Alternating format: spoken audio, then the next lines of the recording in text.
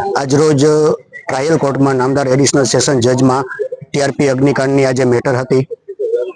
એ ટ્રાયલની અંદર આજરોજ પ્રોસિક્યુશન દ્વારા એની સુનાવણી કરવામાં આવેલી. જે એપ્લિકેશન આરોપી તરફથી એવી આપવામાં આવેલી હતી કે ડિસ્ચાર્જની એપ્લિકેશન સંભળાય એ પહેલા પ્રોસિક્યુશન છે એ પોતાનો કેસ ઓપન કરે અને એ ઓપનની અંદર સ્પેસિફાઈ કરે કે ડોક્યુમેન્ટ્સ રજૂ કરેલા છે તો એ ડોક્યુમેન્ટ્સ આરોપીને કઈ રીતે લાગુ પડે છે અને શા માટે ડોક્યુમેન્ટ્સ આ રજૂ કરેલ છે.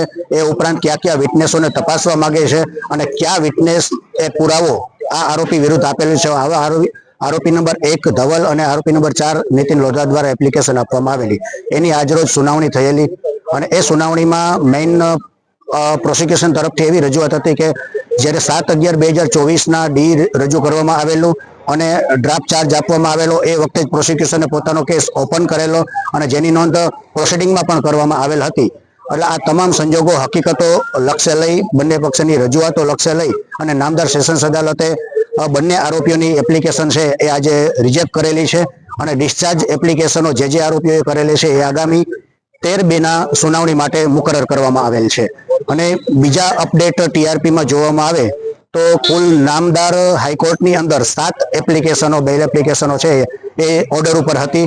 એનો આજરોજ સવારમાં નામદાર હાઈકોર્ટ દ્વારા બેલ એપ્લિકેશનોનો ઓર્ડર ડિક્લેર કરવામાં આવેલ છે અને એમાં 4 આરોપીઓ, જેમાં કિરીટસિંહ જાડેજા, અશોકસિંહ જાડેજા ઉપરાંત ઇલેશ ખેર અને મનસુખભાઈ સાગઠિયાની 4ની બેલ એપ્લિકેશન છે એ ટીઆરપી અગ્નિકાંડમાં રિજેક્ટ કરવામાં આવેલી છે અને 3 આરોપી ગૌતમ જોશી, મકવાણા સહિતના 3 જણાના જામીન છે એ મંજૂર કરવામાં આવેલ છે.